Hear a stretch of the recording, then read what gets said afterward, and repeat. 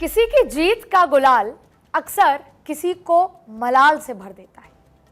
महाराष्ट्र में भी लोकसभा चुनाव के नतीजों के बाद महाविकास आघाड़ी जीत के रंग में रंग कर उम्मीदों से लबरेज है। विधानसभा चुनाव के बाद महाविकास आघाड़ी की सरकार बनने के दावे कर रही है। आघाड़ी गठबंधन की गाड़ी पटरी पर नजर भी आ रही है, तो दूसरी ओर महायुति के नेता युति ढूंढ रहे हैं जिसमें लोकसभा चुनाव के नतीजों को पलटा जा सके। पर क्या महायुति यानी कि बीजेपी, अजीत पवार की एनसीपी और एकनाथ शिंदे की शिवसेना हार के बाद भी उतने ही एकजुट हैं? और क्या आरएसएस के हमलों के बाद भी अजीत पवार और बीजेपी दोनों एक दूसरे के साथ अपना भविष्य देख पा रहे हैं? महाराष्ट्र की राजनीति में ये सवाल इस समय यक्ष प्रश्न की तरह बने हुए हैं और आज हम इन्हीं प्रश्नों पर बात करेंगे।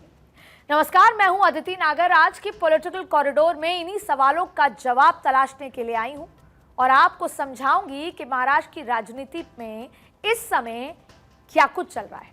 और ये समझने के लिए भी सबसे पहले ये जानना जरूरी है कि कौन क्या कर रहा है। तो सबसे पहले आपको महायुति की तीनों बड़ी पार्टियों में क्या हलचल है वो बता देती हूँ। तो सबसे पहले बात एनसीपी यानी कि अजीत पवार की करते हैं।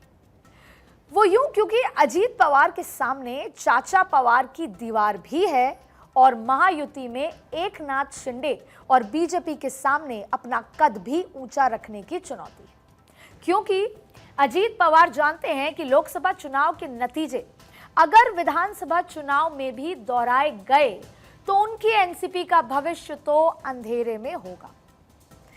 चाचा पवार भतीजे को अपनी ताकत का एहसास कराने लगे हैं। एक के बाद एक अजीत पवार पार्टी के कई कद्दावर नेता पहले ही शरद पवार के संपर्क में थे, उनके खेमे में पहुंच चुके हैं। तो अजीत पवार ने भी अपनी रणनीति तय कर ली है। पिंपरी चिंचवाड़ा में पार्टी के कई नेताओं के इस्तीफे के बाद अजीत पवार ने फौरन बैठक बुला ली। डैमेज कंट्रोल करने के लिए उन्होंने बैठक बुलाई और बैठक पुणे के सर्किट हाउस में हुई, जहां अजीत पवार ने कैडर को एकजुट करने की पुरजोर कोशिश की। और फिर निकाय चुनाव यानी कि नगर परिषद, वो मुंबई महाराष्ट्र के लिहाज से बेहद महत्वपूर्ण होता है, नगर पंचायत और जिला परिषद के चुनाव अकेले लड़ने का ऐलान कर दिया। अजीत पवार का यह एक्शन उनके लिए कितना जरूरी था वो मैं आपको समझाती हूँ। वो लगातार कार्यकर्ताओं को समझा रहे हैं कि पिंपरी चिंचवाड़ा जो इलाका है, पिंपरी चिंचवाड़, वो इलाका मतलब अजीत पवार, और उन्होंने वहां विकास के इतने काम किए हैं कि जनता उन्हें नकार सकती ही नहीं है। यह अलग बात है कि उसी पिंपरी चिंचवाड़ इलाके में अजीत पवार को अपना कुनबा समेटने की कोशिश करनी पड़ रही है। अब इसके पीछे उन्होंने बैठक बुलाई, कार्यकर्ताओं से बातचीत कही, एकजुटता की अपील करी। अब ऐसे में बड़ा सवाल यह है कि आखिर अजीत पवार के अकेले निकाय चुनाव लड़ने के पीछे की रणनीति क्या है। यह तो समझना ज्यादा मुश्किल नहीं इसलिए होगा क्योंकि जानकारों का मानना है कि ऐसा करके क्या क्या चीजें अजीत पवार स्टैब्लिश कर पाएंगे। पहला, अजीत पवार अपने कार्यकर्ताओं की जड़ता को खत्म करना चाहते हैं। दूसरा, निकाय चुनाव में ज्यादा सीट जीतकर गठबंधन में स्थिति मजबूत करना चाहते हैं, बड़े भाई में की भूमिका में आना चाहते हैं। अजीत पवार के लिए निकाय चुनाव भी लिटमस टेस्ट की तरह ही है। और दूसरी ओर एकनाथ शिंदे भी एक्शन मोड में है। 18 जुलाई को एकनाथ शिंदे ने अपनी सभी विधायकों की बैठक बुलाई और सूत्रों की अगर बात माने तो 3 दिन तक ये जो बैठक चली, इस बैठक में एकनाथ शिंदे ने पार्टी के सभी विधायकों को चुनाव की तैयारी में जुट जाने के निर्देश दे डाले। अब ऐसे में बीजेपी के लिए महाराष्ट्र विधानसभा चुनाव अग्नि परीक्षा की तरह है और इसीलिए बीजेपी ज्यादा से ज्यादा सीटों पर चुनाव लड़ना चाहती है। जहां एक तरफ महाराष्ट्र में रणनीति बन रही है तो वहीं दूसरी तरफ दिल्ली भी पीछे नहीं है।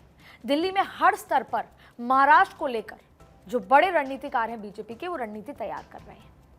और जैसे ही आपको लोकसभा खत्म होती नजर आएगी, जो संसद चल रही है, उसके बाद आप देखिएगा कि कैसे कद्दावर नेताओं का मुंबई में आना जाना शुरू हो जाएगा, पहले सरकारी और बाद में चुनावी। अब मुंबई में बीजेपी कोर कमेटी की 2 दिन की बैठक भी हुई और उसके बाद बीजेपी 170 से 180 सीटों पर चुनाव लड़ने की दावेदारी कर रही है, तो वहीं शिवसेना भी 100 सीटों पर दावा कर रही है और अजीत पवार वाली एनसीपी भी अपने लिए 80 से 100 सीटें चाहती है। ये तो हुई महायुति गठबंधन के भीतर की खींचतान, जो शायद वक्त रहते सुलझ भी जाएगी, लेकिन असल चुनौती है महाविकास अघाड़ी को, उनको चुनाव में कैसे पटकनी देनी है। महाराष्ट्र के मैप के जरिए मैं आपको ये बताती हूं कि दरअसल किस क्षेत्र में क्या जातीय और धार्मिक समीकरण है और महायुति की मुश्किलें क्या क्या हैं।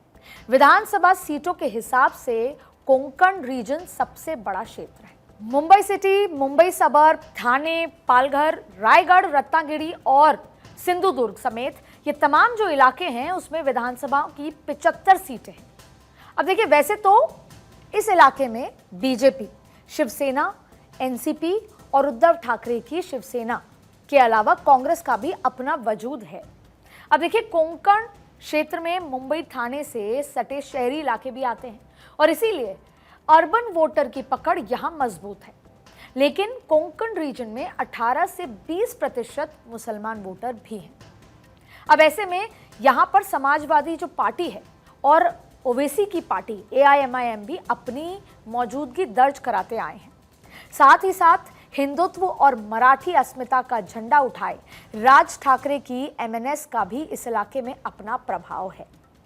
हम ये आपको इसलिए बता रहे हैं जिससे आप ये बेहतर तरीके से समझ पाएं कि जो ये इलाके हैं जहां पर बड़ी संख्या की सीटें आती हैं, वहां पर अभी फिलहाल जातीय समीकरण, धार्मिक समीकरण क्या है और किस दिशा में ये हवा चलती नजर आ रही है।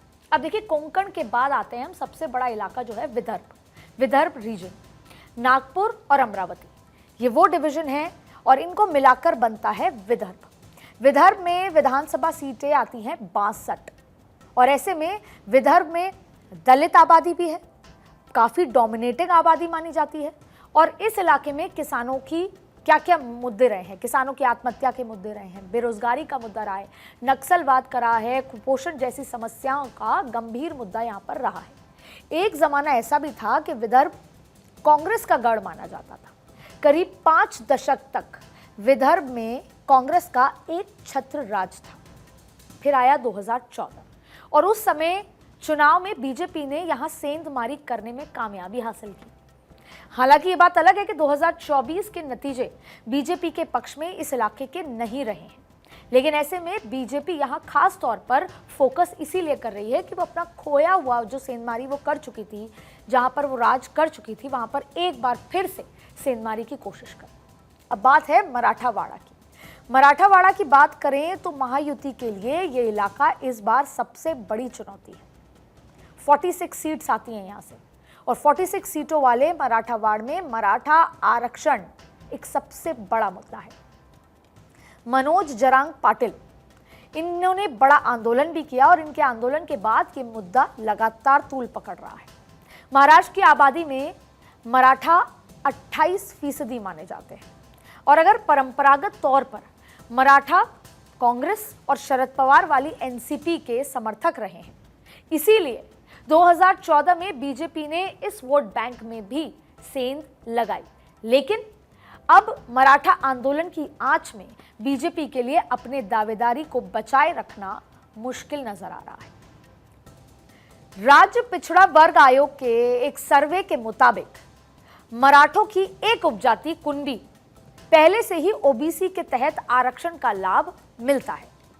महाराष्ट्र राज्य पिछड़ा वर्ग आयोग की रिपोर्ट में कहा गया है कि मराठा राज्य की आबादी का 28% हिस्सा है, लेकिन 84% समुदाय जो गैर क्रीमी लेयर से है। लेकिन इस सिक्के का एक पहलू यह भी है कि आत्महत्या करने वाले किसानों में 94% मराठा समुदाय से है और इसीलिए मराठा समुदाय अपने लिए आरक्षण की मांग कर रहा है। चुनौतियों की अंबार इतना है, चुनौतियों के इस समंदर में महायुति के लिए मुश्किलों की कई लहरें सामने नजर आ रही हैं चुनाव से पहले। अगर बीजेपी आरक्षण के जरिए मराठा वोट बैंक को साधने की कोशिश करती है तो फिर यहां पर ओबीसी नाराज हो सकता है। ओबीसी और दलित समुदाय की नाराजगी बढ़ जाएगी। ऐसे में महाराष्ट्र में करीब 11% दलित और 34% ओबीसी की आबादी मानी जाती है, जो कि मराठा समुदाय को ओबीसी जो कोटे से आरक्षण देने के लगातार विरोध कर रही है। क्योंकि अगर मराठा समुदाय को आरक्षण मिलता है तो ओबीसी जो कोटा है उसका आरक्षण कम होगा। ऐसे में जाहिर तौर पे ओबीसी वोट बैंक या ओबीसी वोटर ये बिल्कुल बर्दाश्त नहीं करेगा। तो ये जो कॉन्फ्लिक्ट है ये एक बड़ी चुनौती है। अब आपको बता दें कि जो वंचित बहुजन अघाड़ी यानी कि प्रकाश अंबेडकर की पार्टी आरक्षण बचाओ जन यात्रा कर रही है, यानी कि महायुति के लिए एक और कुआं और एक और खाई वाली स्थिति यहां पर आपको हमने बताई। अब दूसरी ओर राज ठाकरे भी महायुति की मुश्किलें बढ़ाने पर तुले हुए हैं। अब इसकी वजह समझ लीजिए। सूत्रों के मुताबिक लोकसभा चुनाव में महायुति का समर्थन करने वाली एमएनएस अब विधानसभा चुनाव में अलग चुनाव लड़ना चाहती है। मतलब साफ है कि हिंदुत्व का एक वोट बैंक राज ठाकरे साधने की तैयारी कर रहे हैं, यानी डिवीजन ऑफ वोट। लोकसभा में साथ लड़े, विधानसभा अलग लड़ना चाहते हैं, तो जाहिर तौर पे हिंदू वाले वोट बैंक डिवाइड होते नजर आ रहे हैं।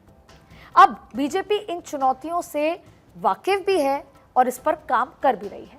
इसीलिए बहुत सारी नई योजना आई हैं, जिसमें लाडली बहना, लाडला भाई ऐसी योजना आई हैं। इसका ऐलान किया गया है जो जाति से ऊपर उठ के है। महिला समुदाय, देश की आधी आबादी और अब पुरुष के भी समुदाय जो जाति से ऊपर उठ के हो, सबको ऐसी योजनाएं चलाई जा रही हैं जिससे सबको फायदा मिले और जाति से ऊपर उठ के ये चुनाव नजर आए। अब आप देखिए, मध्य प्रदेश में आपको याद होगा कि शिवराज सिंह चौहान ने इसी फॉर्मूले पर महाराष्ट्र की चाबी और महाराष्ट्र के आंकड़े आपको अलग से नजर आए थे लाडली बहना योजना के तहत। लेकिन अब महाराष्ट्र में भी इसी फॉर्मूले से सत्ता की चाबी तलाशी जा रही है। लाडला भाई योजना, नाम भी इंटरेस्टिंग है और आपको समझाते हैं कि इसके तहत होना क्या है। लाडला भाई योजना का लाभ केवल 3 वर्गों के अंतर्गत आने वाले युवाओं को मिलेगा। सीधा सीधा महिलाओं को साधना, युवाओं को साधना। अब इसमें पहले वर्ग में 12वीं पास छात्र होगा, दूसरे वर्ग में डिप्लोमा धारक और तीसरे में डिग्री धारक छात्र है। अब लाडला भाई योजना के तहत 12वीं पास छात्रों को हर महीने 6,000 रुपए सरकार देगी। डिप्लोमा होल्डर छात्रों को सरकार हर महीने 6,000 रुपए हर महीने उनको भी दिए जाएंगे। वहीं डिग्री धारक छात्रों को हर महीने सरकार 10,000 रुपए देगी। और इससे पहले लाडली बहना योजना के तहत 21 वर्ष से 60 वर्ष तक की गरीब महिलाओं को 1,500 रुपए महीने देने का भी ऐलान किया। यानी सीधा सीधा जाति से ऊपर उठकर युवाओं को और महिलाओं को, जैसा कि मध्य प्रदेश मैंने आपको याद दिलाया।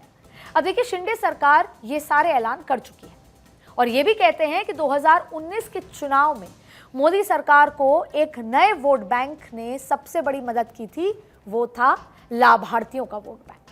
जैसा हम आपको अभी समझा रहे थे, लाभार्थी वोट बैंक जो हर समुदाय को टच करता है और हर समुदाय को सीधा फायदा देता है, ये जातियों से ऊपर उठ के होता है।